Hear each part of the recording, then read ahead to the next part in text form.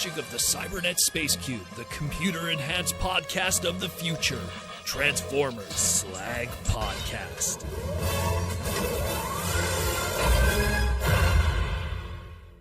What's up, everybody? How we all doing this amazing Saturday night?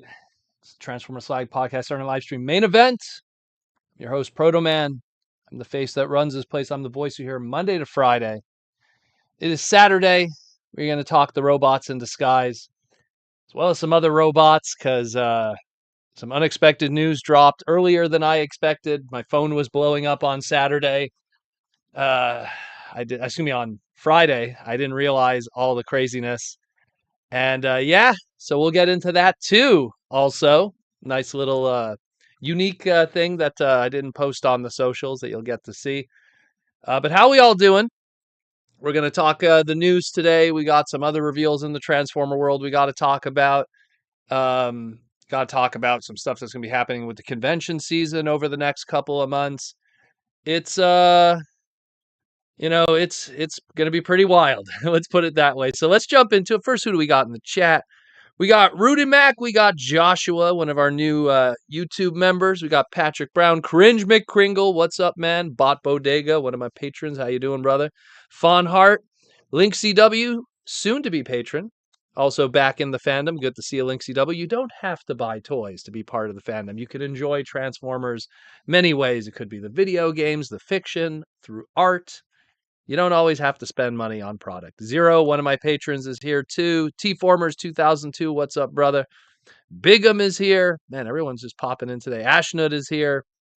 Hope I don't miss nobody. People are starting to. Grant is here. Mike Prime.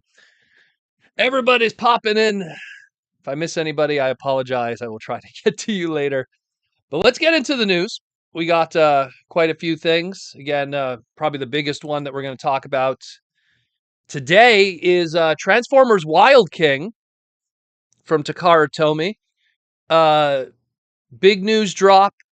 The trailer for the TV series, or the web series as they call it here, dropped. The toy line went up for pre-order on Amazon Japan and the Takara Tomy Mall website. According to the trailer, I translated the Japanese that was said in it.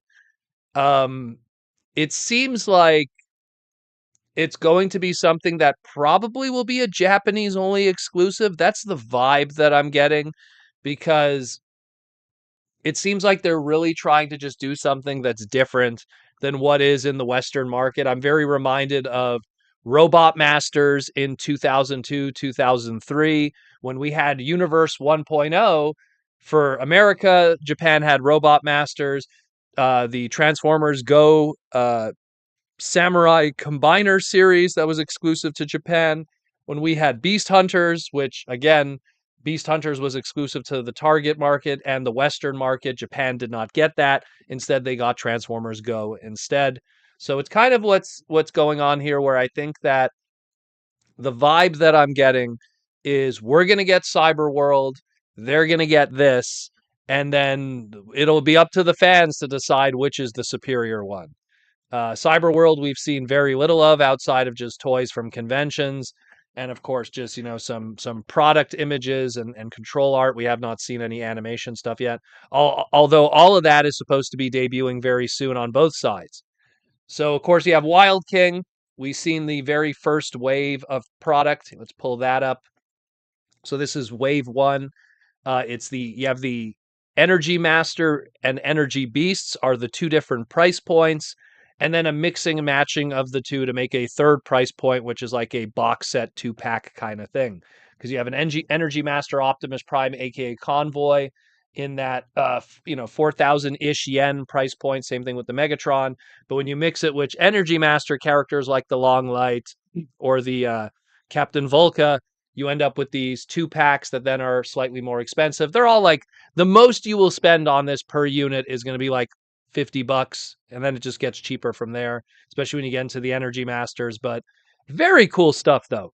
It's so Japanese in its aesthetic and how they do storytelling. It's very gimmick based. Collect the Energy Masters, get each one of those energy crystals to then mix and match with your main Energy Master character. in the Optimus or the Megatron. It's so Japanese in storytelling, but that's exactly how it should be. There always has to be a hook or a gimmick or something like that. And if they do make more Energy Master characters outside of the Optimus and the Megatron, let's say they do a Grimlock for the Autobots and the Starscream, or a Soundwave for the Decepticons, I imagine they'll also continue that gimmick of an opening chest with some kind of combined matrix to continue that. We do know there is a Wave 2 that's going to be coming out where we don't have final images. We just had those two prototypes of the Ignite Bite and the Spirit Tyran, as it's translated loosely, Spinosaurus Rex, and a wolf. So we know that there is more coming after this that is going to be happening in May of 2025, which pre-orders for that will go up. We don't have any great images. We just have blurry stuff that we've shown in the individual segments. So if you want to see those blurry images, go check those out in the individual segments that we recorded earlier this week. But I think it's great. I love that it's a little bit of Transformers, not Galaxy Force, Energon, aka Superlink. It's got a little bit of that vibe with it. It's got a little bit of Beast Wars Neo with a little bit of Beast Wars vibe in general with it.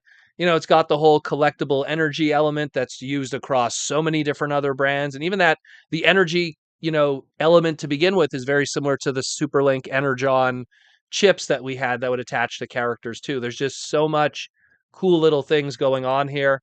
And again, like, you could combine all of them, mix and match them across the characters with all the different energy elements. And again, when Energy Beast, Ignite Bite, and Spirit Toran come out, they're going to also have their own unique energy elements. I mean, Ignite Bite's probably going to be some kind of electricity. Spirit Toran, I don't know, maybe it's going to be like purple spirit energy or chi or ghost. What colors they'll be. Obviously different from the four primaries we got here.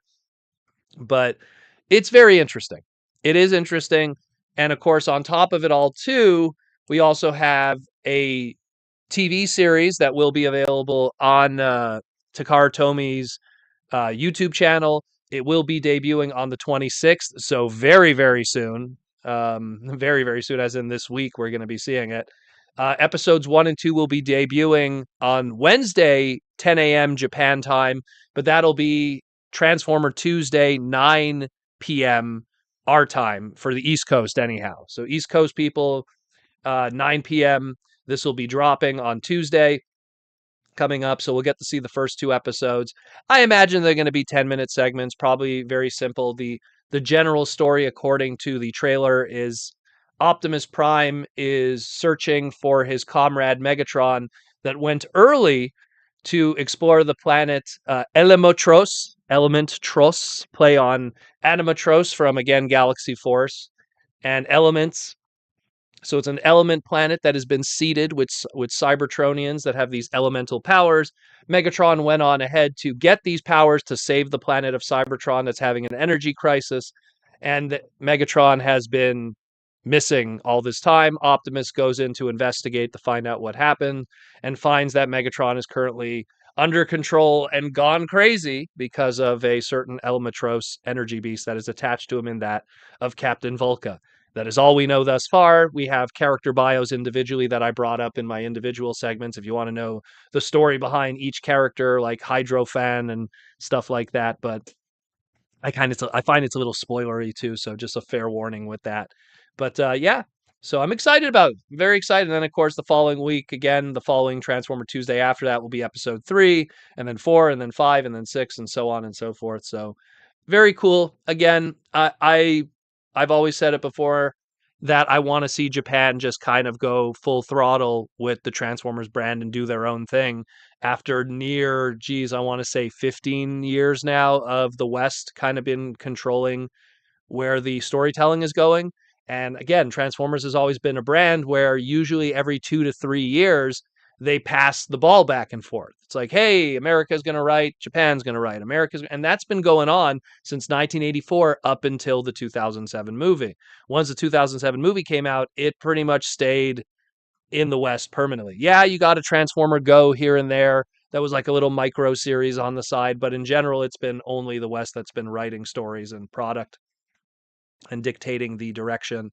And finally, we're going to get something new. Finally, we're going to get something new, and I'm very curious how this is. I'm not expecting Shakespeare. but I am expecting a fun toyetic romp, which is what Japan is always extremely good at. I mean, if you look at something like Pokemon on paper, it doesn't make sense to make billions of dollars, and yet it does. And it's just one of those things that I imagine that something like this, I hope, will be received positively from the Japanese community, and then will probably lead to more, and dare I say, to grease the wheels for Hasbro from a creative standpoint to let Japan hold the steering wheel at least once since the new era. At least that's what I want. Anyways, again, reminder, pre-orders are up for this right now. And of course, this Tuesday coming, we're going to have episodes 1 and 2 of Transforma Wildo King, or Wild King Transformers. Again, Tuesday, 9 p.m. Eastern Standard Time on the Takara Tomy Mall Takara Tomy YouTube channel, excuse me. The Takara Tomy Mall website is where the toys are up for pre-order right now. Nothing on Hasbro Pulse just yet. I don't know how that partnership works because I know that, once in a while they'll feature a masterpiece or a crossover item, but we will see how they tackle that one in the future. And if this will even be imported. I know the Japanese community will definitely translate this stuff, so we will see. We will see. Mikey and Lily, right now it's on Takara Tomy Mall's website, which then links to Amazon Japan right now. But again, I would maybe wait because I find, and I've said this before many times on the podcast, I find Japan tends to overpay for their Transformer product when you measure it yen to yen. And we've seen in the past where like a pre-order will go up for a masterpiece and then Hasbro Pulse will get that same masterpiece maybe 2 weeks later, and you save like $5 to $10 sometimes. And I know it's just $5 to $10, but it kind of adds up. So we will see. We will see. Very, very cool though. Very cool. I'm excited. I'll be honest with you, just because it's been a while. So then we have, speaking of Transformer days, we have the Target Transformer Thursday all March. So we had a pre-order that dropped just last Thursday, which was the Studio Series Perceptor with Ratbat and Ramhorn. That sold out extremely quickly on the Hasbro Pulse website because they had limited numbers of that. And then it stayed relatively in stock for quite a few days, but I believe it finally sold out Saturday morning on Target's website. Someone fact check me on that because sometimes it could sell out and then it goes back in stock.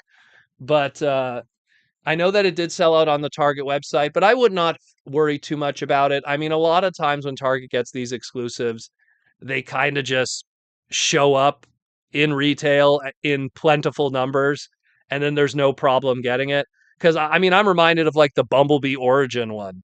When that one dropped, everyone freaked out. Oh my God. And it sold out instantly and people were freaking out. And then it was plentiful in Target and then it went on clearance. And then Hasbro back then was so worried about how quickly it sold out that they issued a reissue for it in the factory, which tells you how long it takes for factory stuff to happen. That literally the year and a half later after that was issued, now we're getting a reissue of that Bumblebee, even though we didn't really have a shortage of it to begin with. So again, I would just wait it out. If you missed out, probably your Target, because again, these are Target exclusives. They're probably, no joke, going to get a solid case of 8 of these. And even if your average Target, like no joke, if it like gets, okay, because it's not a deluxe per se, it's more in that Voyager price point. So let's say it gets a case of 4. And even if your Target gets 1, that's 4 $34.99 items sitting on the shelf that I doubt people are going to scalp them. There's people that already got their fix with the deluxe version of the Studio Series as opposed to this 3-pack. So I would wait. I wouldn't worry too much. Do not buy from scalpers. Just wait. Opportunities will present themselves. Also, look at the different partner channels, which I'm not going to say because I'm not sponsored by them, but you know what I'm talking about. I'm pretty sure they probably are selling this also for maybe $1 or 2 more, which is definitely way cheaper than what a scalper would sell on eBay. Always be patient. Never worry. Don't worry about it. Mike Prime says, currently out in stock on Target. Okay, so that's what I figured. Thank you, Mike. That's what I figured. It says here, Tom Laney, yeah, the Target still has the Brawn and Ratchet Death 2-pack. Yeah, of course. Well, because they get them in such large numbers. It's a solid case. It's not like, like let me just grab something quickly here. Where's the item that Edgar Mariel will give me. So, like you have something like this, right? This, like something detritus, two per case in a case of eight because there's four other characters. So if they only get one case, there's only two of these guys. Where with exclusives, it's a solid case of only that character. So even an expensive item is going to be like four of them. So, and that's assuming they buy just one case. If they buy multiple, which unfortunately with capsule items, that's why we see so many store exclusives usually plentifully in the stores, unless it's a really hot ticket item because they buy so much of it. So I wouldn't worry too much about it. Again, if you're interested. And again, this week coming up, the following Transformer Thursday on March 27th, will be the Transformers Devastation 2-pack, the Elite Seeker, and the Ground Trooper. So that will be available too. Again, I'm not too worried about these kind of things selling out. I'm pretty sure Hasbro Pulse will get their 5% stock, which will be, I'm going to take a shot in the dark here, 2,000 units. And then that'll probably sell out because it's 2,000 units, which is not a lot when you think about the World Wide Web. And then Target will get their, 20,000 units for their warehouse, for their online store. Again, don't quote me on these numbers.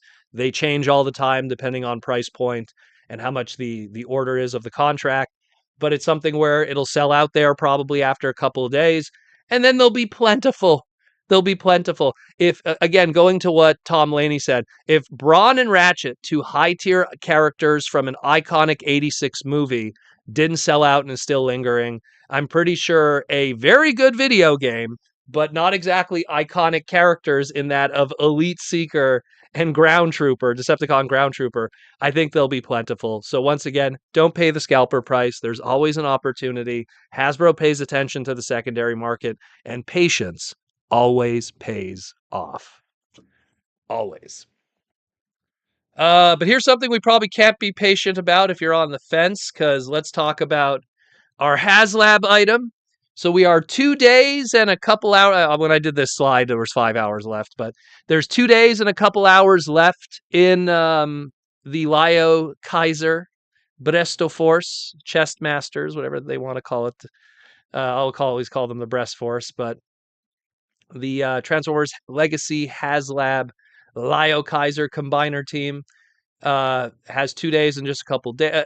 The official day that it is supposed to end is supposed to be just before midnight on Monday, just before 11:59 p.m.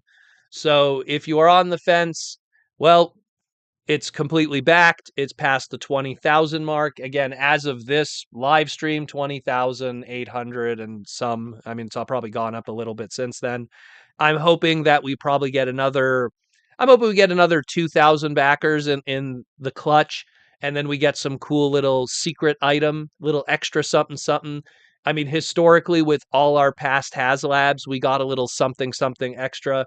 With the Omega Prime, just before that, we got the little, they call it the Titan Master, but it'll always be a Headmaster to me. The little Headmaster for the Brave Maximus, or Fortress Maximus for the Western localization of it. And then, of course, when we had the two leaders of Transformers Victory, we got Micromaster packs with those. So I'm sure we're going to get some kind of little bonus. I know people were saying Clipper, which I would absolutely love that, to get finally her first figure. She was one of the female Micromasters, I guess Holly's girlfriend, if you want to call it that. She was technically a digital repaint retool of a Micromaster back in the day, but they never made an official figure of her, unless you count Gigham, but that's really going deep into the weeds of what it could potentially be her, but that was the Decepticon character. It's a whole other story. But anyways, point is, she never got a proper figure. It'd be great if she gets one. They could just repaint, one of them and do something nice, maybe, or maybe just do something new tooling from the ground up. But we will see what happens with that. Again, very little time left, but there's even more. They did a little update. They did a little quick Instagram, little live stream thingy with Evan, and pretty much just giving an update on some new tooling that's being done. It's a ever evolving kind of thing. The chest conversion for Lyozak is a little different, so stuff doesn't get in the way and it looks more cleaner. The chest animal connection for Guy-Hawk and Hellbat has been also improved. The shoulder conversion for Guy-Hawk and Hellbat for when they make the combined LioKaiser mode has been improved. Jarugar, I will always call him Jarugar. The extra vehicle parts have been remolded to look more like missile launchers for his missile mode, which was very like there was like no veneering detail with those original CAD details. So they actually added, veneering detail on that. And veneering is like surface detail and everything with toys. If you're not familiar with the lingo, added wheels on the bottom of Drill, Horn, and Kill Bison. Before they were just treaded vehicles with no wheels. Now there is rolling wheels on them, so you could roll them on the ground, even though they have treads. Leg articulation and the conversion for Death Cobra has been updated, so Death Cobra is going to have better articulation. And all the chest animals or breast attack, bresto ataku, can be attached to Death Cobra in his shoulder cannon mode, so they have somewhere to go when they are combined. So that's a nice little extra element too. So very cool stuff. Again, nice that they're going to keep us posted, and we're going to get even more. Supposedly that the hand painted model prototypes will be showing up in the Hasbro Pulse facility soon. So we'll probably get maybe in the month of April another live stream update, just what's going on with this guy and what's going to be happening. But once again, you got 2 days and some change left to make that decision. I'll just say what I always say: just buy it.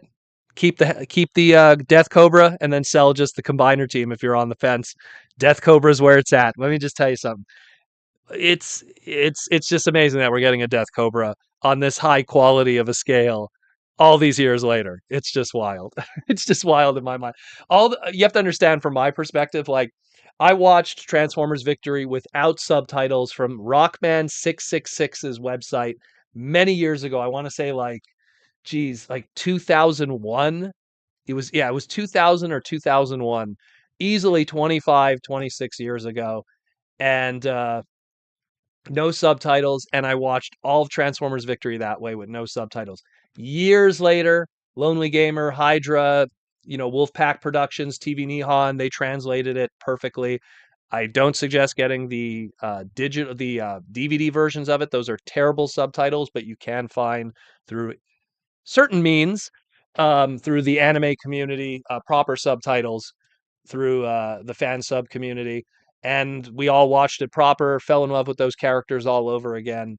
And yeah, it's wild that, someone like me, I'm part of the old Transformer fandom. I was around like in 95, 96 on the internet because I'm an old man. I'm an old man, and to see those characters, it took easily, a quarter of a century for it to finally happen proper. But that's amazing. That's absolutely amazing. Imagine that's how we're gonna word it. Took a quarter of a century for Death Cobra to happen. Woo! Woo! That's crazy. But yeah, so again, if you're on the fence, I know it's a little pricey. I'm with you on that one, especially the old HasLab tax, but it is what it is. It is what it is. So that's it more or less for the news. There is some other items that I will talk about probably on Monday, only because it's stuff that's still a little up in the air, specifically on Chinese message boards. I don't want to get too deep into it until I know more information, because there has been stuff shows up on Weibo and Baidu, and then it ends up being like fake news, as they call it. You know, Rudy Mac, please just keep saying breast. Bresto attack. I love the breasts. But yeah, so I'll get to that news later on. I'll get to that news later on. Probably on Monday we'll get a better update. I always feel like overnight, which is, daytime on the other side of the globe in the Pacific Rim, there's all kinds of new news and new updates and stuff. So I'm gonna wait until then. A lot of times when we finish our live streams, like overnight into Sunday, oh, here's this new blocky news. Here's this new this. So we will see. We will see. But we have one more reveal, and it's something that I've been teasing at for a little while, and I wanted to be the first to reveal it. Get the thumbs up from the head dudes at Capcom and Udon, but apparently Diamond Distribution, in all their genius and the fact that they're sinking as a ship, they had to advertise everything extremely early. And yeah, this all got out there, so enjoy a little something special, at least for you guys, that hasn't been public yet.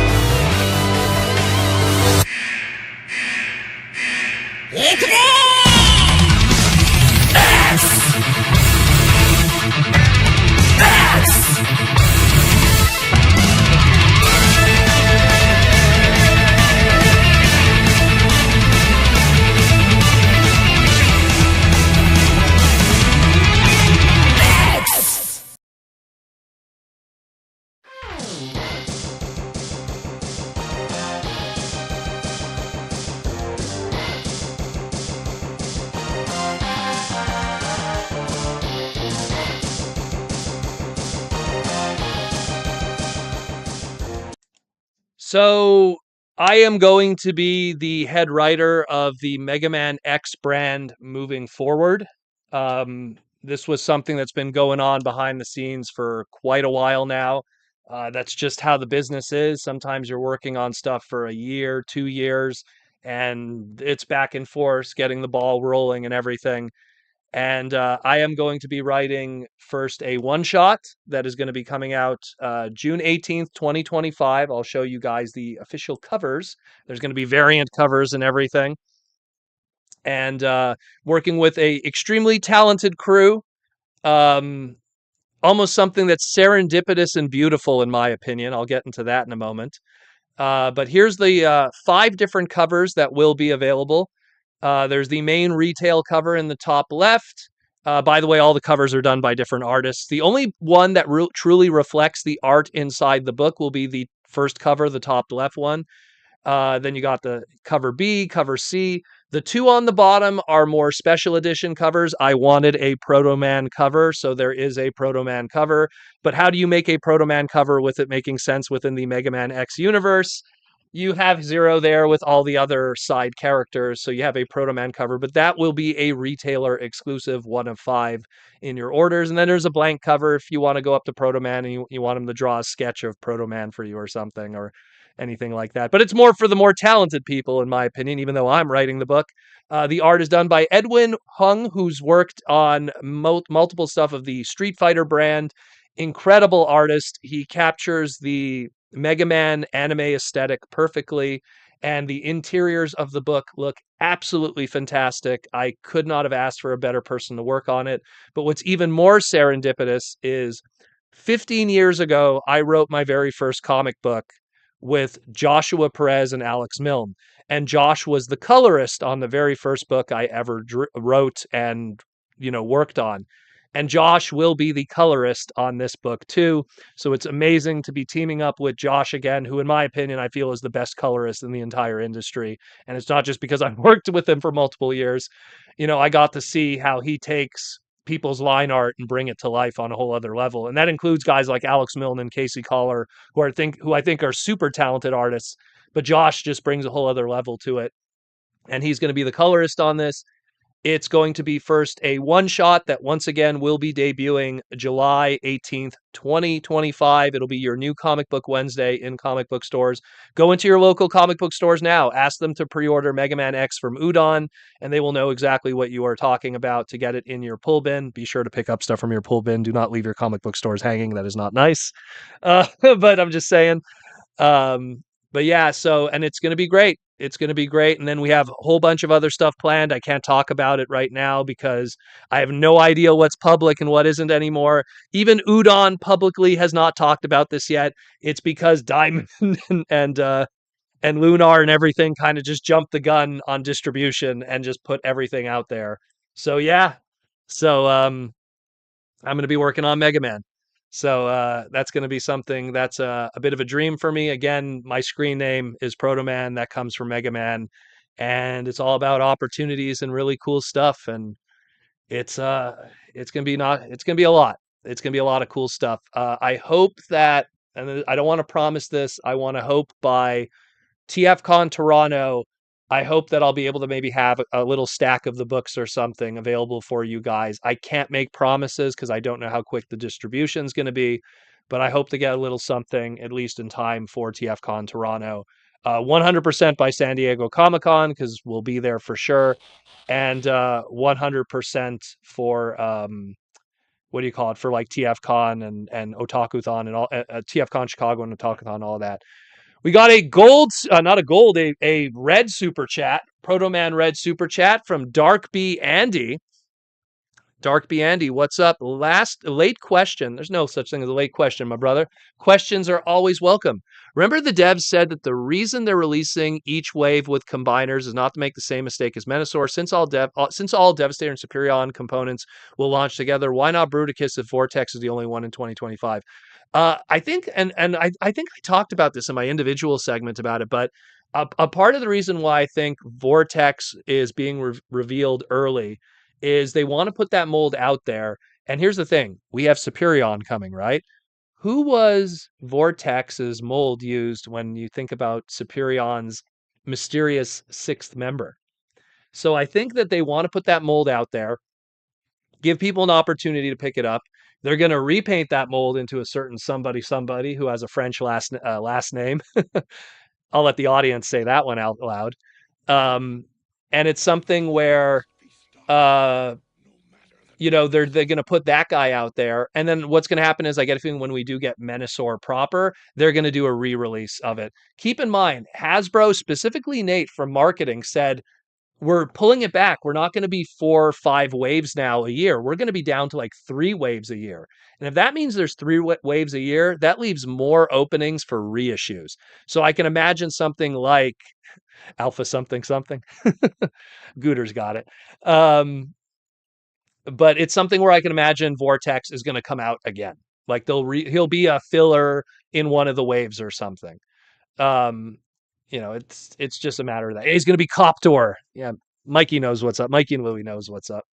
We're going to get Coptor from the GoBots. Give him his true reveal. But that's why I think they did that. It's just because now that a lot of these like sixth members are a thing, especially Alpha Bravo. I mean, if you read the IDW comics, he was a thing in the books.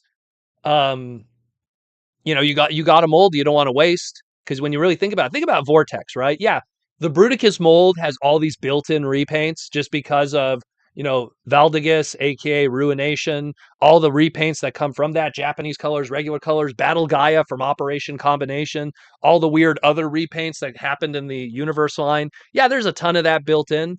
But one of the more logical ones is Alpha Bravo on the side. Hey, he's going to combine with your, he's going to be compatible and combine with your Superion if you want. So that's what I think is the bigger reasoning for that early reveal, if anything. So it is what it is. It is what it is, though. But I hope that answers that a little bit. I remember, I think, talking about it. But and then of course, we'll see where they go afterwards with other characters and stuff, because it's like, what do you do with the Swindle mold? What do you do with this? But Bruticus is the one that has so many baked in repaints already. I'm not too worried about Bruticus. It's Superion that I'm like, man, they are going to have to like think of all kinds of stuff with those individual molds without having the combiner elements be a part of it. Maybe they'll do that idea that me and Jesse did all those years ago. Which it never happened. It was an idea. I still have the slides somewhere, but I don't want to post them because I don't know if they're allowed to be public, even though it's long forgotten ideas.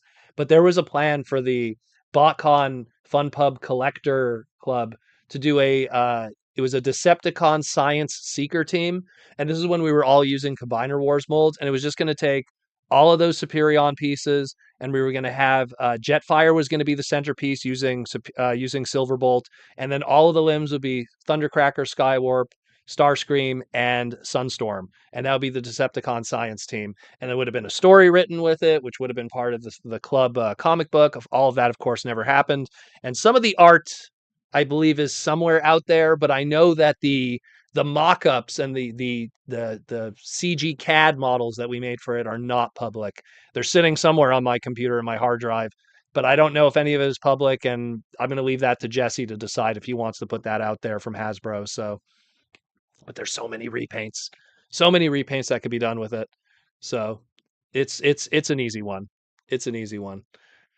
But yeah, so I hope that answers that. Thank you again for the $50 super chat. That's very kind of you, my friend. And also, we have a new YouTube member in Mike Rosen. Thank you, Mike, for joining the YouTube membership of the mini cons. So ask questions to your heart's content if you wish. But aside from that, we also will get into some sponsorship stuff. We'll talk about some toy things here and there. And then we'll just take more questions for the rest of the evening. So first, let's talk about Symbiote Studios. Although none of this stuff is in stock. Real talk, the only stuff that's in stock is the Hot Rod, because that was one of the later items.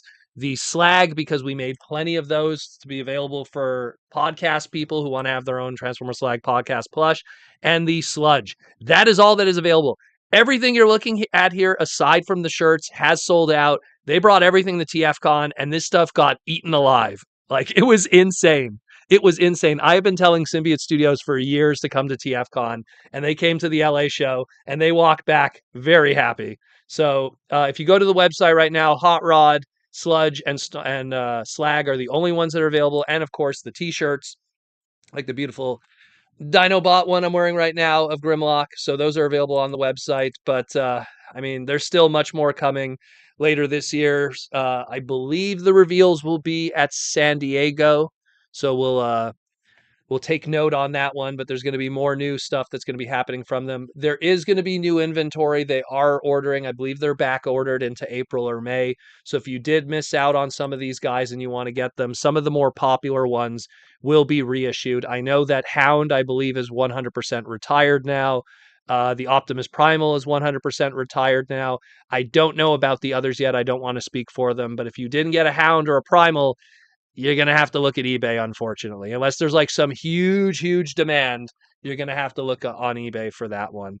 But definitely, again, Symbiote is very happy with how it turned out. Again, thank you everyone who came by Symbiote's booth. Let me grab one of their little postcards that they handed out to people. This is for high quality postcard. These are very cool, actually.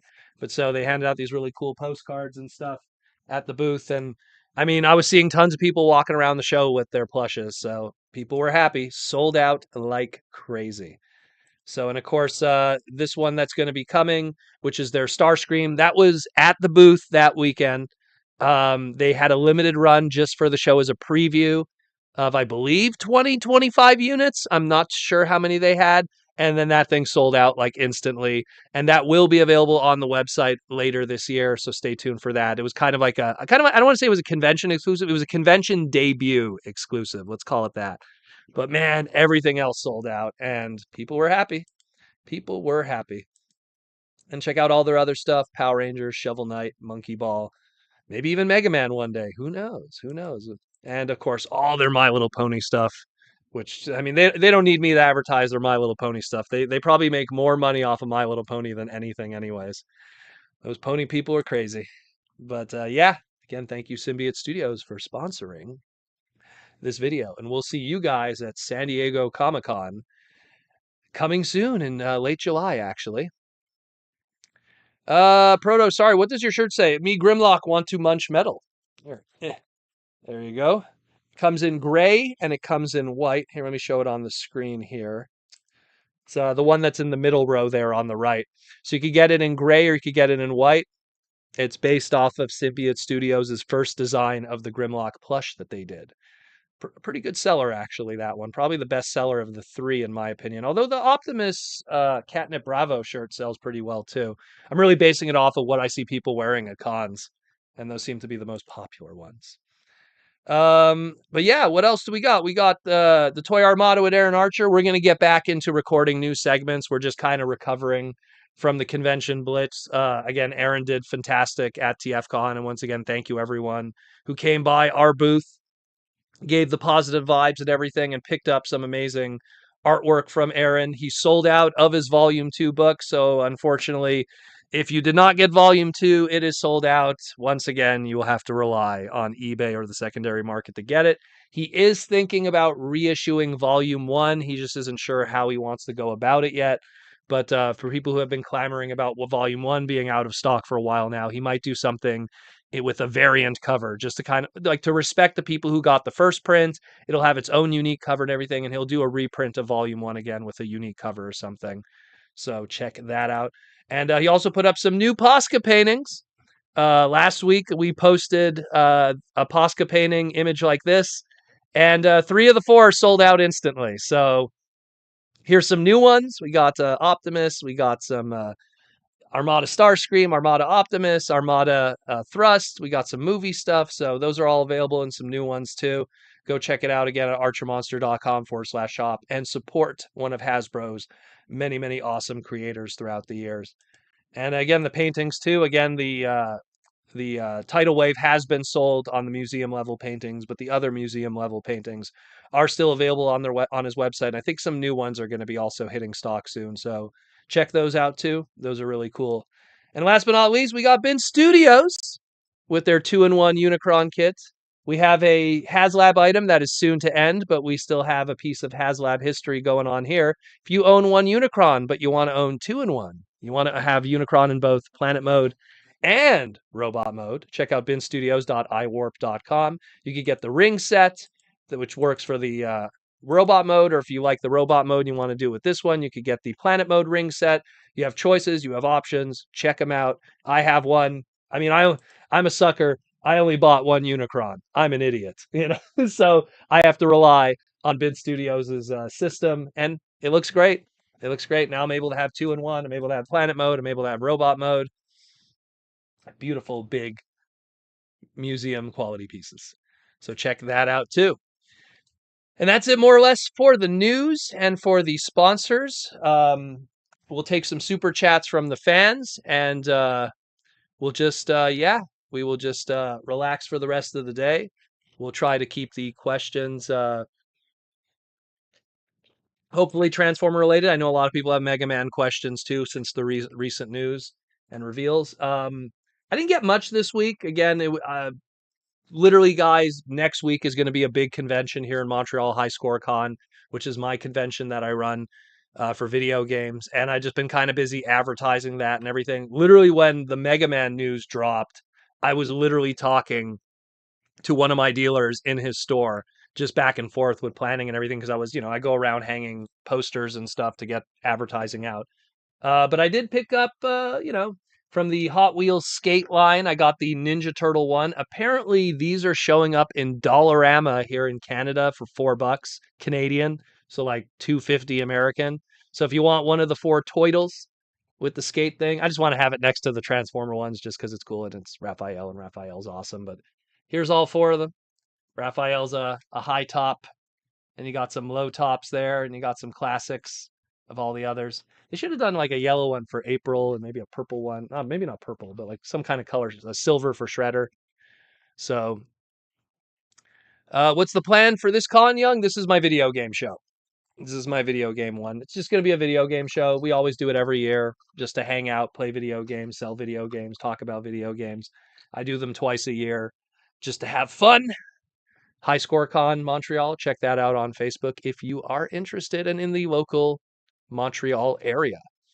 And the only other thing is I finally cracked these open, these Swapticons, and well, I don't know. I don't know. I don't know. It is what you know what? I'll give it credit. Like the paint that's used for the head sculpt, like they paint all around and it's nicely detailed. I don't know who did the faces, but I'm going to assume it's the same people that did the Mighty Mugs all those years ago, like the Mighty Mug 2.0. Here's the Hot Rod one, super yellow Hot Rod. Look at that. And yeah, again, like look, it even did the detail in the back, the head and stuff. So I'll give it credit there. But at the end of the day, it's like you literally just oop, now complicated. You just kind of like just squeeze them together, and there you go. I think if you leave it in this mode, it's going to damage the springs anyways, too. So, again, I bought it for this guy. People know why. That's about it. But yeah, High Score Con is located in Montreal, Canada, on the border of the state of New York. If you live in New York City, it is a 6-hour drive away.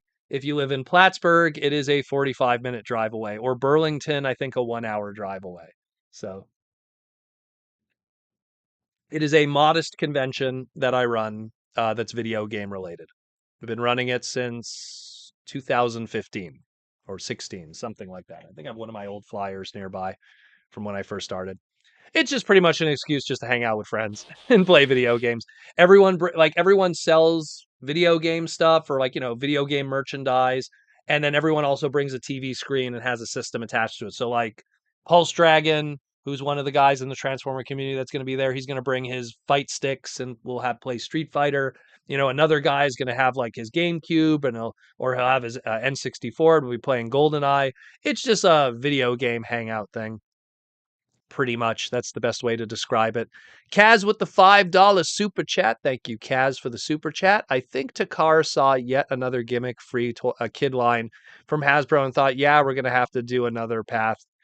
Hopefully it sells in Japan. Well, and again, that's always been a big problem that Takara always sees. This goes all the way back to Transformers Prime, where Transformers historically is always been about a gimmick, and transformation can't be just the gimmick in Japan. Transforming robots are a dime a dozen in Japan, not just in the Transformer brand, in any brand. There's transforming robots in Godzilla. There's transforming robots in Ultraman. There's transforming robots in Mega Man, Turbo Man, for example. So it's something where that can't just be the gimmick. You got to have something a little more. And when you go all the way back to, like, let's say 1986, 1987, Japan's like, headmasters, target masters, pretenders. There's always something that's extra on top of that transformation. Little transforming robots, breast masters, headmasters, brain masters, Dino Force with pretender shells, combining as a gimmick is something at least. And you could go on and on. When you went to the Beast era, that was kind of that hard reset because it was Kenner now, and then they were importing it. If anything, I feel the gimmick was Beasts and a CG cartoon at a time when CG cartoons was kind of a rare thing. But you fast forward to, why did Beast Machines not do well in Japan? Because now, yeah, CG cartoon, but like, we had 4 years of Beast Wars, and now Beast Machines, what's the gimmick? It's just transformations and semi-fragile toys in certain areas.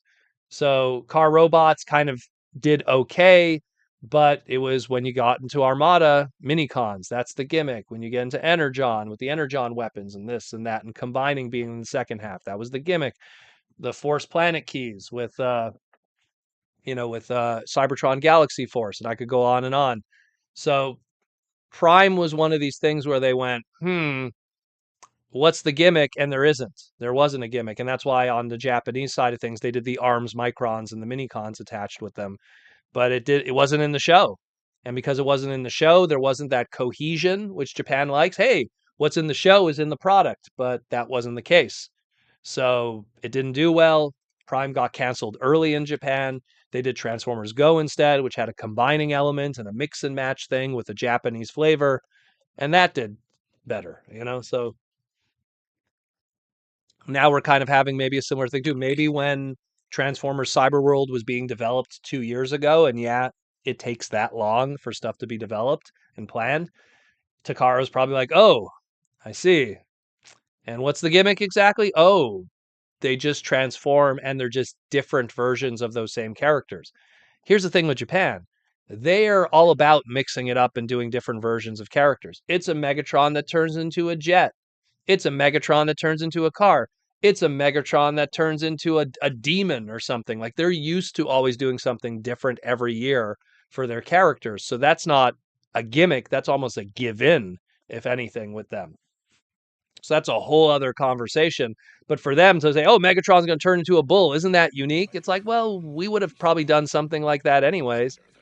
I mean, after years and years of Megatron tank, Megatron tank. And, unfortunately with Wild King, Megatron still is a tank, but at least there's a mixture of other stuff going on there. At least we got that. Mikey and Louie, what's the next most exciting thing what's the most exciting thing so far on Mega Man X? Well, are you talking working on the book? Because I can't really talk about that. If you want to enjoy Mega Man X, there's the Legacy Collection that is available on the Switch and other platforms right now. You can play Mega Man X all the way through. I think the only thing that's not available is obviously the Command Mission, which is a fantastic RPG of the Mega Man X series. Command Mission is not available on those collections. And I think the Game Boy games, I believe that's it. I think the Game Boy games you have to get separately through like eShops and stuff like that. But yeah, if you want to learn more about Mega Man, I would heavily suggest go getting those Legacy collections and playing those specifically. Especially the X ones are fantastic. I mean, I love the original series too. That's where my namesake came from. But a lot of good stuff. A lot of good stuff. A lot of good stuff. A lot of really, really good stuff. But yeah, it's stay tuned for that when it comes to the comic book. Again, I heavily suggest, if you want, go into your local comic book store, and just ask them to pre-order for you the book. That's usually the best way to secure your copy. Usually with comic book stores, they usually buy one or two copies of a book, unless it's like a top tier selling title like a Batman or a Superman or an X-Men. Usually they only buy one or two copies of a book. So, and if those, on New Comic Book Wednesday, if two guys come in and buy it, that's it. You won't be able to get a chance. So it's always better to pre-order. And in all honesty, comic book shops like it when you pre-order because it gives them confidence in a book and everything. And yeah, man, that'll be some good stuff. No spoilers, unfortunately, Mikey and Louie. All I could say is I'll say this much because I know that this has kind of already been out there. Um, I am going to be slavishly loyal to the source material while also flowering out the story of each level. Let's put it that way. It's something that I always envisioned and wanted for myself. Japanese manga creators have kind of done something similar throughout the years, but sometimes they would kind of derail a lot from what was happening in the game to kind of tell their own story, which is totally fine. But I always kind of wanted to tell something that almost could be a companion piece to the source material, meaning you play the game and then you could go back and read the comic and you could literally live what you played in the game while it's being flowered out a little bit. So that's kind of my goal with this. And it's going to start with the original X game. I'm going in chronological order. Uh, and that's all I'm going to say for now. But as someone who is crazy obsessed with the Mega Man brand. There's going to be a lot of Easter eggs, a lot of fan wank. There's going to be a lot of stuff that makes sense, a lot of plot holes now being filled in. Why does this exist? Why did that exist? Why are there capsules? Why did Dr. Light put capsules all over the place? I am going to explain that. Like no one has ever explained that. So I'm going to do that. Mr. Tanky just gave 50 YouTube members to people. Holy moly. That's a lot. Uh, do I have the oh that's gonna be going on for a while now. This is gonna be going on for like 50 minutes, so I'm just gonna unfortunately turn off the alert box for the time being. Thank you, Mr. Tanky. Oh my god, let's see who got it. I'm just kind of did Ninjatron get one? That's the most important. Link CW got one. Uh oh my goodness, this is gonna go on for a bit. Thank you, Mr. Tanky, once again for the love and support and giving a whole bunch of people YouTube memberships. What's up, Aaron? Aaron came in here too. Aaron, you just popped in. We were just praising you a moment ago. I guess you missed out. Sorry, I'm not going to say it again. I'm not going to say.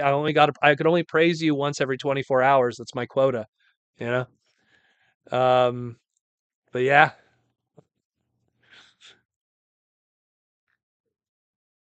Jason with the $5 super chat. Jason says, I missed last weekend, but it was nice talking to you at TFCon on Sunday. I was a guy asking about working at Hasbro and Rock Lords and stuff. Okay, I remember you, sir. Yeah, yeah.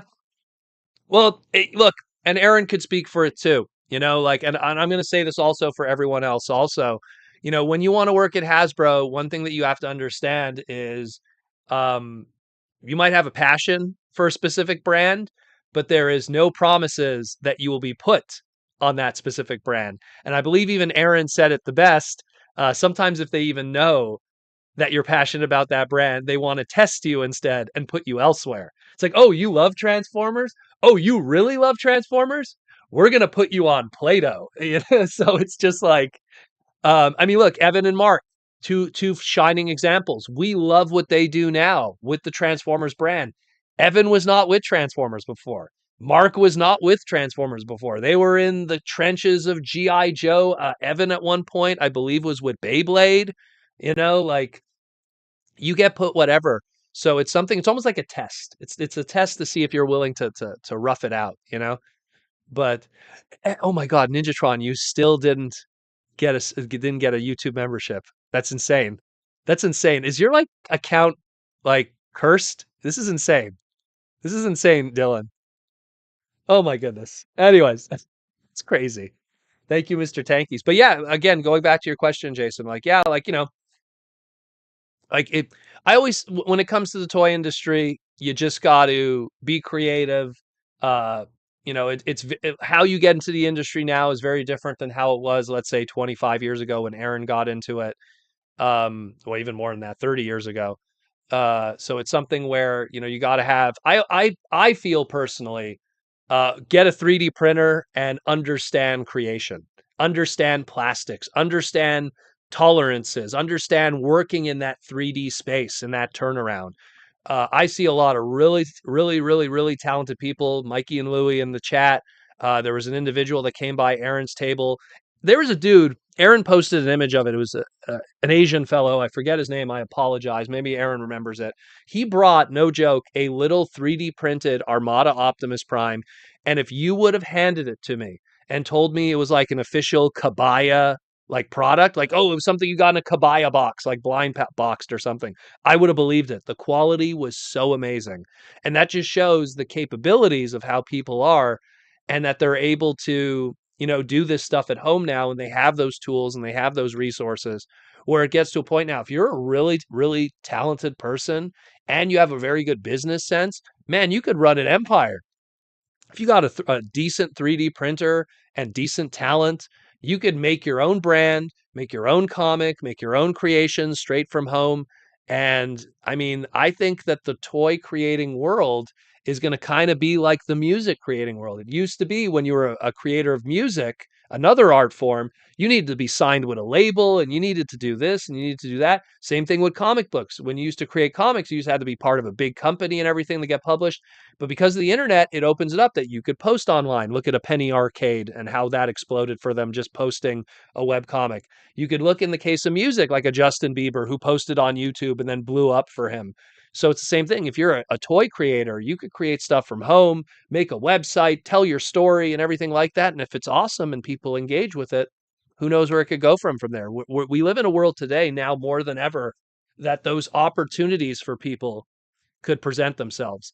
And if you're trying to get into the toy industry, that's one way that you could do it independently before making you're doing independently, making your money on the side while still submitting, you know, your resume to the big companies. And then one day those opportunities will present themselves for sure. For sure, for sure. Mr. Tanky, someone make more Infernac universe, please. Well, Mr. Tanky's, I was hoping for more of that rock lordy kind of stuff too, but it seems that that price point, the core class price point in general, did not sell well, and it's kind of a shame. Even though Infernac was in the deluxe too, so much creativity, but at the same time, engagement of pre-orders, I guess, said otherwise.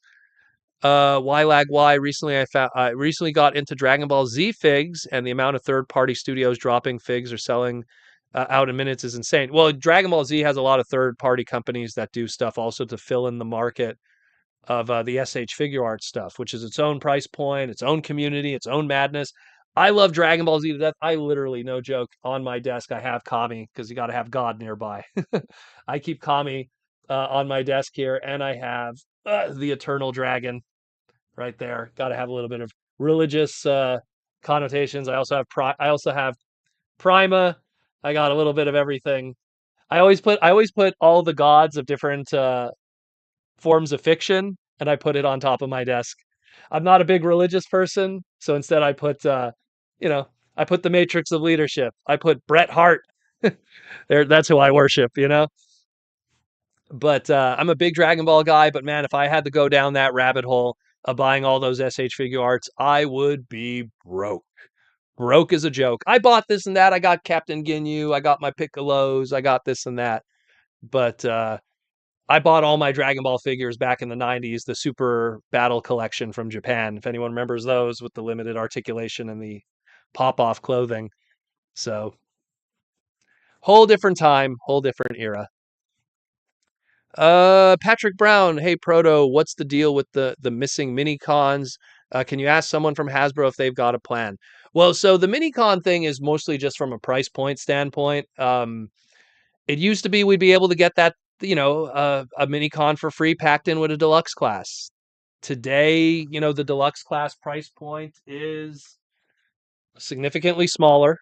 I mean, it's a lot smaller, and if you could get one weapon out of it, it's a big deal. So to do the engineering and tooling for a mini con is not easy. If you go back and listen to the Toy Armada segments, we even talked about how, when they would do the mini cons, they had to be on the mold. So it's something where those mini cons, like, you cannot take Jolt and put him anywhere else.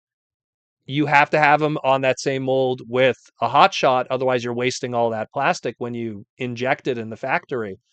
And that's why you had very weird ones like, what was it? They did the Predacon, which was the Transmetal Megatron, and then they did the Air Razor, which was the Transmetal Air Razor, and it came with those 3-pack mini cons because those were made outside as individual mini cons, and the 3 packs you could do millions of times. So I think that by not including them with, let's say, Hot Shot, or not including them with other characters, that gives them the opportunity that they could be molded individually on the side in multi-packs or whatever, and then they could milk those molds forever. Then they could take that Jolt and paint it a million colors. Then they could take this. And yes, we've gotten a Jolt since, but you know what I'm trying to say, like Duelor or Cliff Jumper, which is like the one with the string, or Iceberg or Thunderblast, or their Blackout. Demolisher's minicon was named Blackout long before a helicopter from a movie. So I imagine they want to keep it separate from the tooling just so they could have fun with it and do a whole bunch of stuff later on. That's what I imagine. And I imagine that's probably what's going to happen. We're probably going to get like 5 packs, 2 packs, 3 packs. It's going to happen. It. They're not going to leave people hanging with that. Snell's World Protoman, I finally was able to pick up a Kabaya Transformers Triptychon model. It took it took years though.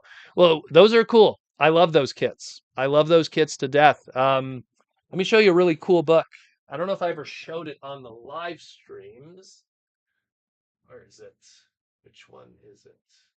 Is it this one? Here we go. So I got this from my buddy Hydra many years ago in Japan. This is what the cover looks like. Don't let it fool you. This is a complete collection of every Transformers Kabaya kit based off of Generation 1 characters. So, like, you have, like, the originals. See, and you get, like, the red sound waves and stuff. I want to show some really cool ones. So let me see your Triptychon. Let's find the Triptychon Kabaya kit. Triptychon. Got Headmasters. Here we go. So there's your Triptychon one there. They're always done in those. See, again, and this is how the factory works. You have 3 colors that the molds are for the injection, and you run it across everything, whether it be a Galvatron, a Metroplex, or a Triptychon. That's just how it was back in the day. And then sometimes you'd have something that was a little more, on the number, but in general, that wasn't the case. Where's Hot Rod? Not Hot Rod, Rodimus. Because Rodimus also was another one of those. Like, see here, like Rodimus was a little better, but still look at the grays there. So the spoiler, you have your limitations of that. Very cool book. Again, here's the ISBN number if you kind of want to track it down. It's a little bit of a retired old book now. I don't know how much it goes for, but has literally everything. And in the back too, they also give you a decoy checklist if you want to collect all your decoys too. So very cool. Very, very cool book. Thank you, Andrew Hydra, all those years for hooking me up with that one. A very, very cool book. Where are we at? Where are we at? Don't want to miss any questions. Well, we got Whisper with the Shatterglass Wheeljack. Yep. Well, again, and those were special. Those were special items. The Wheeljack, and I think I have the box nearby actually because I was referencing it with someone. Where's that box? Oh, I think I put it away. The Wheeljack and the Hot Shot, the Super Hot Shot. Those are special price points made for HasCon, or not made for retail, so they could get away with having more budget to include it. That's outside of a deluxe class price point. So that's kind of like the limitations of that. But very, very cool. But yeah, Snow World, that's awesome, man. That is awesome. That is very, very cool. So I mean, again, Kabaya kits, like, to me, they're just kind of like, they were like the hip thing before blockies then became a thing. And now blockies are ridiculously popular. Like, ridiculously popular. And I like that blockies are popular only because, like, it introduces people to model kit building. And sometimes people, when they're from the outside looking in, they always associate model kit building with something very complex. Oh, I got to have glue, I got to have tools, I got to have paint. A lot of model kit stuff today, you don't need any of that. Like, I mean, it's a little sacrilege. You don't even need cutters. Like, you could just rip it off of the, as much as that's sacrilege, but you could rip it off of the runners and just build it like that and put the stickers on, and you could have a kit put together. And obviously, there's a growth stage to that, in that you could get better and you could then buy paint and then buy glue and nippers and do it proper. But at the end of the day, it's something where I like blockies because it's very, I always grab this shattered glass one here, but it's very beginner level. It's very simple. It's all painted on already. I mean, I almost compare it, a blocky experience, I almost compare it more to like almost like a Bionicle, in that, like, the old Bionicles, you'd open up the tub and you just shake out all the Lego pieces that were unique to it, and then you kind of just make your own figure from that, and they're kind of interchangeable and unique. And blockies are insane. It's absolutely insane how popular it got. And I mean, it makes me happy. It makes me happy because I want people to get more into model kit building, because there's a therapeuticness to it and a community aspect to it, because people who come to Otakuthon here in Montreal. Otakuthon's like the second largest anime convention in North America. It's a huge anime convention, and I work with the Gundam guys and everything, and we kind of try to teach people of the model kit world and how it's not as hard as people think it is. And blockies, what's great is you have those little blind box ones that are simple. Then you could go to the action edition, which are more of the traditional model kit, and you get light up stuff and everything. So it's really, really cool. Really, really cool. Fawnheart. Yes, blockies fell down the rabbit hole. Yeah, well, again, like, if you go to TFCon, you really see the community aspect of it. Because one thing that I always notice, it doesn't matter, like, it started with, I think, TFCon Baltimore, but it was like people would buy a box, a big blind box of blockies, and they'd split the cost amongst each other. And usually it's pretty cheap. Like, if you buy a blind box of 9, I think it comes to like $50. And then you split that cost of 9 across each other, and it sometimes comes to like, what is it, like $3, $4 each. And then they all just pick one at random and they open it up, and someone might get the chase one, which is pretty exciting too. But you open them up and everything, and then they build them all together, and you would go into the lobby, or you go into the restaurants near the convention, and then you just see like 9 people all around their blockies building, like, if they got like Tarn, or if they got Ultra Magnus, or any of the cool ones, because I think that was the hip one that weekend, was the Shattered Dimension one or something, was the new one that weekend in Baltimore. T-Formers 2000 Baltimore was the big one. Yeah, it was impossible not to see blockies. Yeah, that's exact. Well, that's why, like, I remember Baltimore is when it first started. I started noticing, like, man, people are really getting into it. And I mean, I like them too. I like them too. Where's my hot rod? Still waiting for hot rod. I'm sure it'll happen sooner or later. Um, but I mean, I like that they go into shattered glass. They do a lot, like even the alt mode ones that they're doing, kind of do some animated homages in those with the Bumblebee and stuff. So they're very fun, they're creative, they're therapeutic, and they're cheap. They're not expensive. A 9 box of blockies costs you that, like, almost like it's less than a leader class transformer. So it's very cool that they're doing that. Very, very cool. And that kind of creativity. I like that. I like that because, as someone who, I build master grade, perfect grade Gundam kits, which are like the top of the top, the craziest of the crazy. And people get scared from that. But I always tell people, like, no, don't worry about that. Like, there's real grade, there's perfect grades, there's master grade, but there's also like HG high grades, and first grades, and simple stuff that you can learn. And model kit building is really fun. It's something that you sit down, you put your favorite show on, you just build something. And when you build an action figure, there's just something more personal about it than just cracking one open and opening it. Like, opening up a Transformer toy is fun and all, but once you open it up and transform it once, it's like, okay, but when you built it, Now it's like you could put that on the shelf. It's like I made that, like I built that figure and all its cool poses and stuff. So and Blockies gives people, a small beginner taste of that, of being able to do that. And again, what I love about Blockies is because there's like a universal system that's going on with its assembly. There's a customization element to it. You can mix and match pieces and create your own OC characters. And again, when your paint skills get better, you can make your own original characters. I mean, maybe I'll make Proto, the Formula One red race car driver, one day when we get a decent Mirage mold. So you could put a different head on it, make it really cool, give it more of a Protoman kind of head sculpt.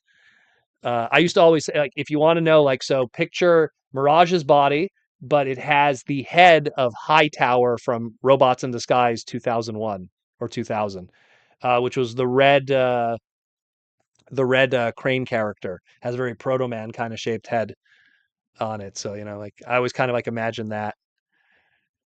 Uh, where are we at here? Especially the Defenders. Fonhart says the cogless ones are what drew me in. Well, though, yeah, any of those Transformer One ones are absolutely fantastic. You know, those ones are absolutely fantastic. It's something where if you wanted to get your fix of certain characters in their best form, at least visually, and they don't transform, Blockies is kind of where it's at. That's where it's been going. So I can only imagine, you know, where they're going next. I mean, they've been getting a whole bunch of other licenses. They got Ultraman, they got Sesame Street. I think they're getting Dragon Ball also is another one that's going to be coming. So there clearly is a market for this stuff because wow, and I've talked about this with Aaron. Like the West has been so behind on the model kit craze. Like if you were a kid in the 80s and the 90s, early 90s, you had Monogram, you had like maybe Tamiya stuff, and that was really about it. You went to your Target, you went to your Walmart, and you saw a monogram kit of like a Tomcat F-15 jet or something, or like a car. It was very limited to what was available to them, and it really skewed older. It was all about glue and paint and everything. And then, of course, you have the stereotypes. Oh, they're sniffing the glue. They're just getting high, sniffing the glue.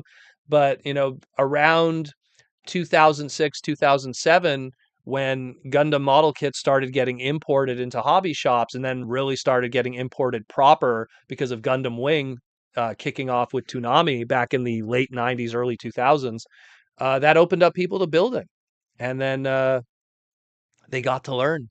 They got to learn. Snell World with the $5 super chat. That instruction painted wheeljack looks amazing. Frame. Oh, you got the wheeljack one. Yeah, man. Like, I mean, I wish I could show mine from here. They're all hanging on the wall over there. They're unfortunately I don't want to move the camera too much, but you can barely see through the glass there, but it's over there. I have mine hanging. I got a Classics Rodimus one from Aaron, and then I got a huge museum quality painting from him too of it. And then I have a Energon one also of Energon Rodimus. So I love them. They look great. They're one of a kind pieces, and it's you who only owns the one. So very, very cool. And again, when they're framed, they just look even more amazing. When it comes to framing them, though, I would always suggest checking out Marshalls, checking out Winners. Sometimes if you check out craft shops, they'll have really good affordable frames for stuff like that. Or alternatively, thrift stores. Sometimes you could find frames ridiculously cheap. So I have a vintage wrestling poster from 1986 with Dusty Rhodes and Hulk Hogan and a young Bret Hart. And I was like, I need to frame this thing. This thing is absolutely gorgeous. And I went to a thrift store and they had this gigantic, simple frame. I bought it for like $4 Canadian, which is wild when you think about it. So it's something where, yeah, that's one place to look for it for sure. For sure. Thank you for the super chat and enjoy the wheeljack. That one probably is very, very cool. T-Formers 2002. Oh man, Dragon Ball Blockies. That's going to be crazy. Yeah, especially if there's like the universal swapping aspect. You can make your own fusions. You can make your own Gajitas and everything like that. I could do my Gukolo finally, the Piccolo Goku fusion. That'd be pretty cool. Oh, we got Hung Nguyen with the $5 super chat. Hello, just joined the stream. Well, welcome to the stream, Mr. Nguyen or Nguyen. And he's Vietnamese, like my wife. Anyone else having trouble pre-ordering LioKaiser right now? HasLab seems to be overloaded. Well, it really depends what region you're trying to pre-order from. I didn't know that was a problem though. Usually you just have to log into your account through Hasbro Pulse and everything should be fine. Lucky for you, you technically have 48 hours, so maybe it's just crazy right now. Maybe wait like a few hours later and everything will be nice and kosher. So I hope that works out. That's very weird. I'll probably Hung Nguyen, if you have Twitter or Instagram, um, maybe message me and remind me, and I'll check myself, and I'll try to talk to the guys at Hasbro on Insta, and they could try on their end and see if there's anything wrong. I hope it's not a regional problem. I just hope that that's not the reasoning for it. You know what I mean? Of why that's happening. But hmm, that is bizarre. I mean, I can't imagine people are bum rushing it like crazy. Make Goku Satan a reality. Yeah, seriously, eh? Good old Mr. Satan. Yeah, well, that's why if Blocky's gonna have Dragon Ball, oh boy, that opens up a whole rabbit hole.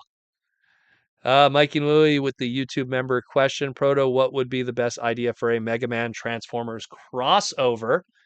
I mean, that's an easy one. I mean, that's something, let's put it this way. I could tell you the story, but what if I get an opportunity to one day do the comic? So there's one thing I learned from James Roberts is if you have ideas and you have the opportunity to make those ideas a reality, best to keep them to yourself. And considering that I now kind of have the steering wheel for some of the Mega Man brand, it would probably be best to keep the idea to myself for now. I could tell you my Power Ranger one because I don't know if that'll ever happen, but Mega Man's a possibility.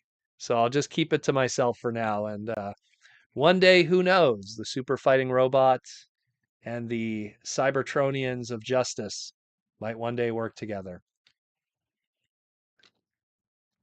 I can't even say more than that because all the ideas are they're already there. Trust me, that has crossed my mind many a times. Many a times. It's just I don't want to go too deep into it now that those opportunities are there, you know? I will say the Power Ranger one.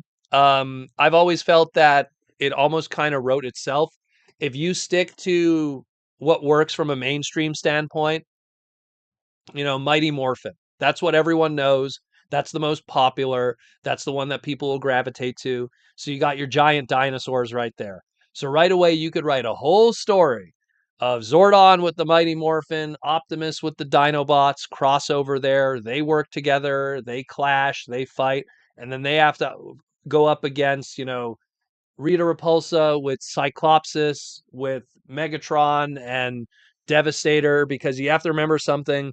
The Zords in Power Rangers are skyscraper sized robots, so they're not exactly to scale with Transformers. Transformers are very small in compared to the Zords.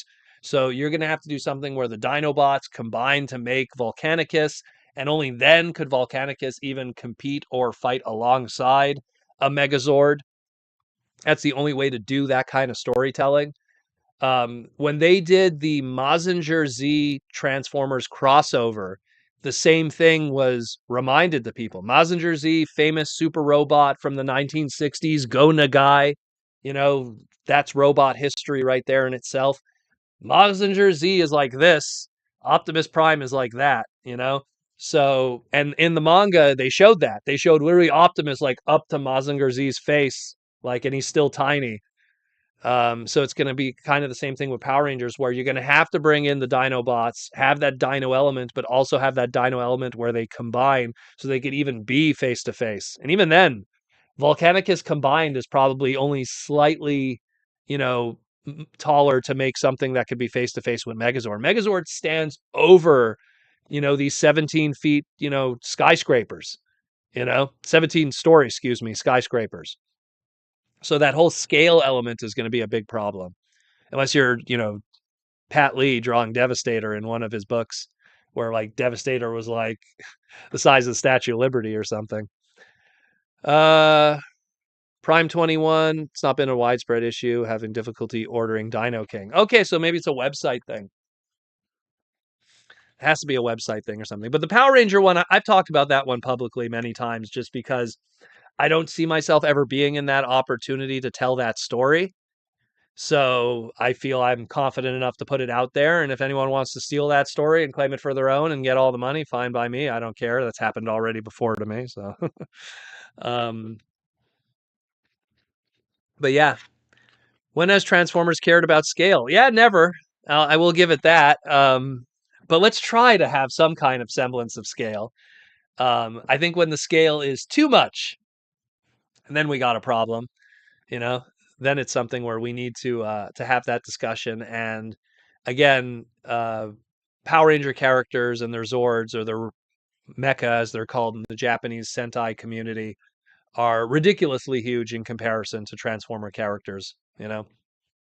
You fall into that, like, you know, like you could only get combiners to kind of go up against them, and city formers. So that's how it is, man. That's how it is.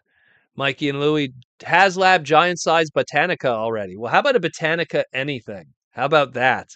I mean, before we do a HasLab Botanica, which I hate to say it would probably sell terribly, um, Botanica is a character that you just need to find. I say you do a Quintesson mold that's a little more free flow, and with that Quintesson mold, engineer in the back door of that a Botanica figure. I firmly believed that Earthrise Quintesson could have been something, and they did nothing with it. They did the one repaint for the Hascon version for that '86 movie Pit of Despair edition. Like it's something where if you do a decent, squiddy kind of Quintesson character, and then you do the tooling and you have the bones for it to do something that's more flowery and plant afterwards, you could get away with that. Yeah, Quintus is another example. Again, it's something, but the problem with the primes is a lot of them are going to be larger price points, and I don't have the confidence. And again, as much as I would love a Botanica figure to exist, I don't have the confidence in the market wanting to buy a Voyager class or above Botanica figure. I just don't see it. I could see them getting away with a modest size deluxe class one, 24.99. But man, if she is a Voyager class 2 per case, that is going to rot the shelves. That's going to be a tough one. I just know it. Just because better characters have had worse fates. So it's something that I just kind of see that unfortunately happening, where at least with a deluxe 2 per case, pack her in with some popular characters. Yeah, she'll be the shelf warmer, but you can at least kind of get away with that.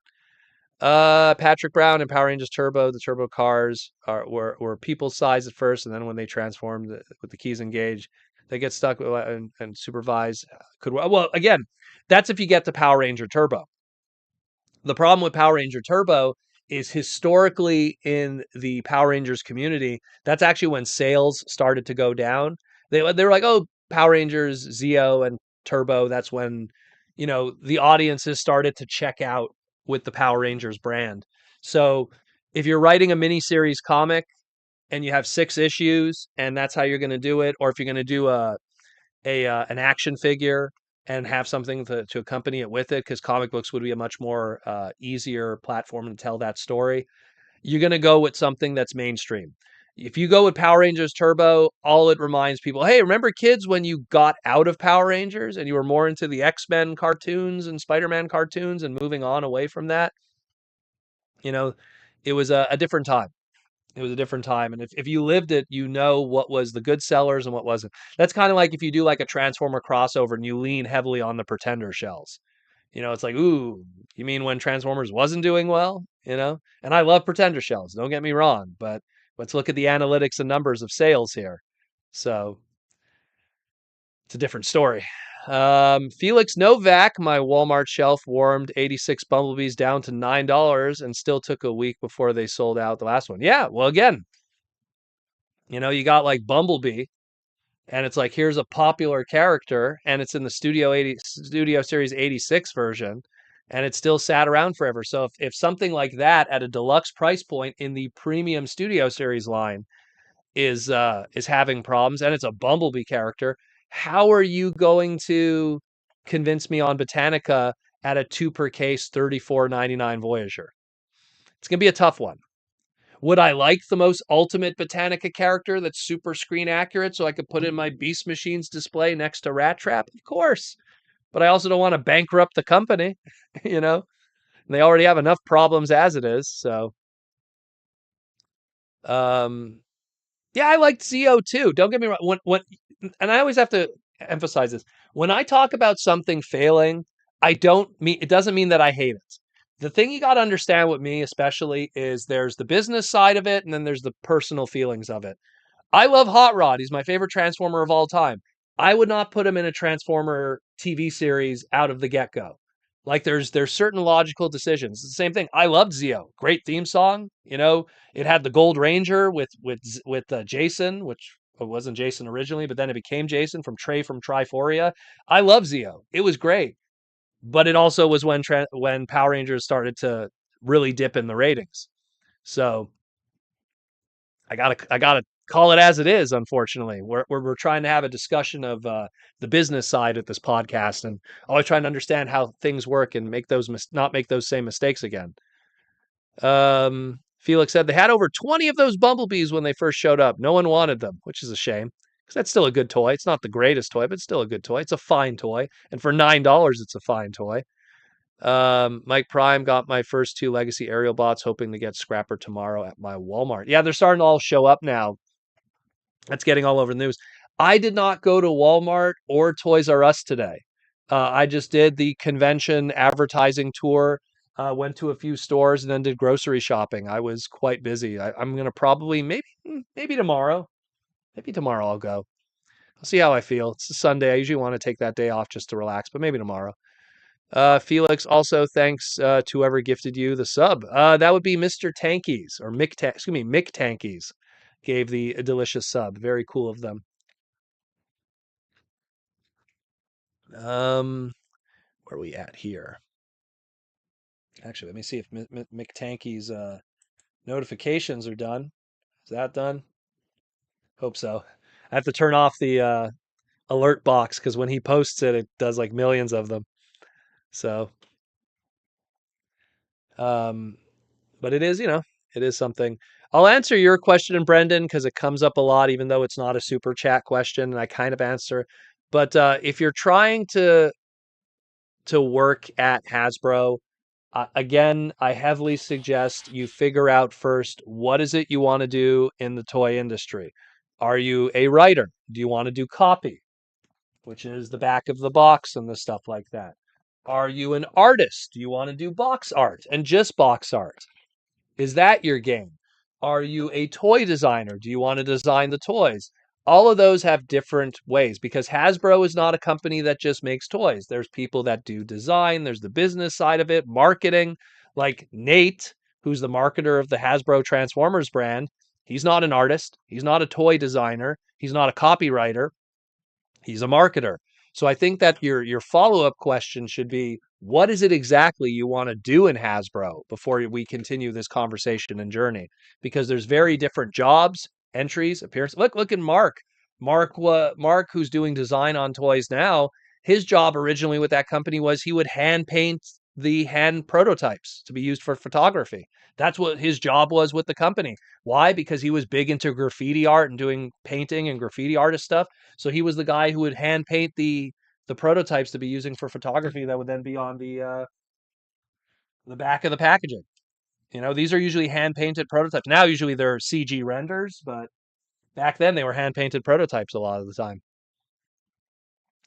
Big Bot Bodega with the $2 super chat. Are you a Guyver fan? Funny story with that. My first encounter with Guyver was actually the live action movie starring Mark Hamill. That was the first time I ever learned about Guyver. That movie came out, gosh, I want to say like 1991, 92. And then I would learn afterwards that there was a manga and an anime after the fact. The second live action Guyver movie is wildly violent. So if you watch the first one and then you watch the second one, it's almost two very different movies. in terms of theme.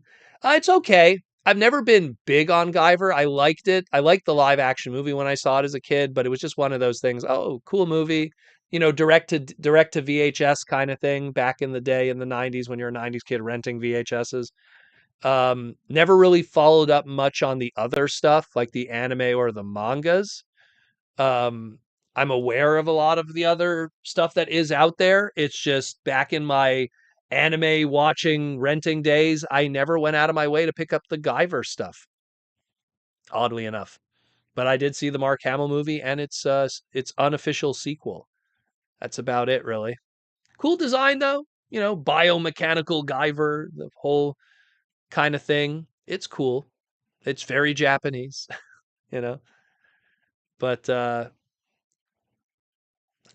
it's a very unique idea, and I'm surprised that that was one of the ideas that somehow, like, B movie Hollywood attached themselves to want to do a live action movie, which it did its job. It was a serviceable movie, and bringing Mark Hamill in, who was long in the tooth at the time already, like separated from Star Wars, but before he was doing convention scenes and stuff like that, just looking for work as it was, like any old Star Trek fan, even Star Trek fan, Star Trek actor or Star Wars actor, just looking for gigs if you're not Harrison Ford.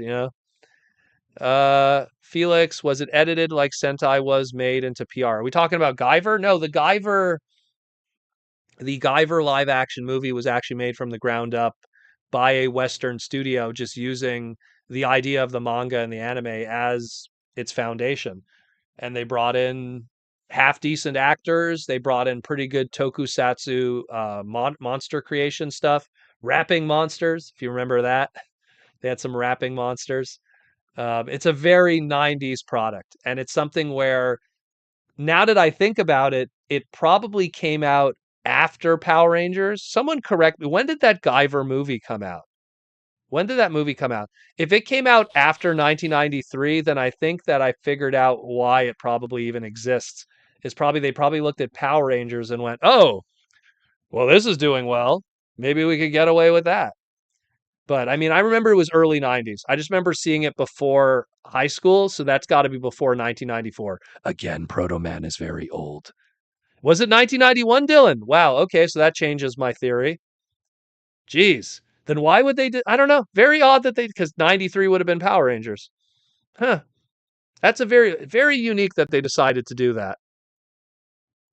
Very unique that they decided to do it that early then. That's wild. I don't know. To get Mark Hamill too, and then to do the sequel, and if they did a sequel, clearly people enjoyed it, you know? Clearly they made money from it. So that's an odd one. That is an odd one. Oh, Dylan, you might be on something. Maybe because of the success of the Ninja Turtle movie. Yeah, you're right there too. That was with the Jim Henson's Creature Factory. Yeah, there might be something there. You might be right, Dylan. You might be onto something there. Chaz with the $2 super chat. Did you like Starship Troopers, the anime and the movie? So let's start with the movie. That's a Paul Verhoeven movie. I absolutely love RoboCop, and Paul Verhoeven was the director of the first RoboCop movie. So when Starship Troopers was coming out, and I heard that Paul Verhoeven was going to be directing it, had to see it. Love that movie. Very good movie. A little gory, a little squeamish for some people. So I do not suggest it if you are squeamish when it comes to that.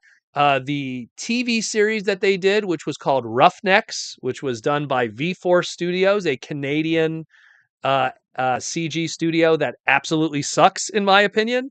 The show was okay, low stakes, but V-Force is probably one of the weaker CG studios of the 90s. They're the ones that did the Voltron show. They did the Action Man, not Action Man, the Max Steel version show. They did a few other shows. I know I'm forgetting. I think they were going to do a Robotech show that got canceled, never got off the ground. But yeah, Starship Troopers, the TV series was it was okay, but it was very low stakes. The anime stuff was good, but yeah, I like Starship Troopers. No, I'm not saying like I'm part of the community, but it was a good movie. And again, I love RoboCop, and Paul Verhoeven did Starship Troopers and RoboCop. So, and you see those his directing choices of parody and corporatism and all that crazy stuff. It's very cool. Very, very, very cool. Felix, I remember it had some PR type poses and moves. Well, I mean, if you're gonna have guys in suits where you can't emote and see a face, especially something like Guyver, you gotta have all of that. That goes all the way back to, Ultraman when they started doing Western versions of it through Towards the Future, which actually Western, bite my tongue, it was actually made in Australia, but we'll call it Western. Anglophone, I don't know, but Ultraman Towards the Future, again, that kind of storytelling and writing style. And anyone who knows tokusatsu, it's all about how do you convey emotion when you can't see a face, when you have a monster or a mask or a suit. And body language is very important with that. Very, very important. So it is what it is. Oh my God, we only have 13 minutes left. How fast did time fly? Oh my goodness. That is very quick. And Nguyen Hung, I got your Instagram message. I'll get back to you afterwards, my friend. I will get back to you on that one. We got a super chat from SP Goji fan. I'm assuming Gojira, which I love Godzilla. I love any big kaiju stuff. I'm a big Ultraman and Godzilla guy. What are your thoughts on Bumble Prime? Something both Derek Wyatt and Marty Eisenberg had in mind. So, might as well grab this. I talked with I gotta cover his info though. This is my by the way, this is my business card holder book, which is all the professional people that I've worked with throughout the years. I actually have a business card book. When you work with Japanese people, you gotta have a business card book. So there's a good old Mr. Eisenberg's business card. I'm covering his private info just in case he doesn't want to get harassed. I talked with Marty about it. Um, and I talked to it was Saturday night, Sunday at TFCon, and we were talking about Derek's ideas because Derek, talked with me about his season 4 stuff, and I told Marty, I'm like, there was Derek's ideas before he knew animated was going to be canceled, like when he was working on animated in 2008, 2009, not knowing that the show was going to be canceled, and he had a whole different bunch of ideas. Then it getting canceled, and then going, okay, since it's not going to be animation, here's the other ideas we have. And that's why, like, the Stunticons, like that was something that didn't exist when the show was running because, oh, hey, we're going to do XYZ. The Bumble Prime thing, uh, I find it a bizarre choice to use Bumblebee as a character to do that because the Bumblebee character in animated was such a rat trap kind of character, the more jaded kind of wacky kind of Bumblebee as opposed to, the much more like mellow kind of Dan Gilbazin Bumblebees that we've had. Um, I mean, making him a prime, sure, if you want to just tell that story and give him his own team and do his own adventures and stuff. But that was something Derek never talked about, ever, in my opinion. Me and Derek knew each other quite well. That never came up. But all the stuff that I usually talked about with Derek was stuff that was if Transformers did legitimately animated have a season 4. Like his mentality before knowing it was canceled. Once it was canceled, it was like, oh, well, Marty's a comic writer. He's worked on comics. Maybe he'll do comic stuff. And that's kind of, the place where we are today in a lot of ways, you know? But Bumble Prime, not something that I would have envisioned Derek was going in that direction. Derek was really building up to something that was more alternate timelines, shattered glass, going into the future, but it's like a devastated future with, oh, well, what if there was a Galvatron? What if there was, like, Galvatron never exists in animated unless you get warped to a devastated future, then there's a Galvatron, then there's a Unicron. And he didn't even like the idea of Unicron existing in his animated continuity. He was kind of on the fence with that. He doesn't like the idea of organics at all. Like, organics are a special thing. If you have an organic character, that's why he doesn't like the Allspark Almanac. The Allspark Almanac has tons of stuff that conflict with Derek and Marty's vision. But that's why, don't take the Allspark Almanac seriously. Allspark Almanac is a fantastic art book. What's written in it is another story. That's that you should take with a grain of salt. And Derek was very outspoken about the Allspark Almanac and how it uh, retroactively tried to change how beasts are handled in the animated continuity, where they're very special things, very unique. So, um, the Bumble Prime, it's fine. I'm not going to complain. That's Marty's creation. It's not how I would have gone about it. I've always had a very different opinion of animated's version of Bumblebee and how he's handled in the greater uh, mythos. He doesn't seem like a character that would be a leader character, in all honesty. Um, there's no character development that ever suggested that ever in the show. I mean, I think Optimus Prime is still trying to figure out his stuff, let alone have Bumblebee's, Bumblebee's story, you know? And yeah, you could argue, oh, but Rat Trap was leader for a hot moment in Chain of Command. And, but that really was like a one shot thing in even Beast Wars, like Rhinox is more of a leader character than a Rat Trap even, but we all know how that went with Beast Machines and that different writing. But yeah, that's kind of my take. Again, I'm not hating on it. It's just it's one person's vision in different direction, and it's Marty, so he definitely has way more authority than I do. But I remember Derek just had his own kind of thing going on, and those were conversations that I do remember.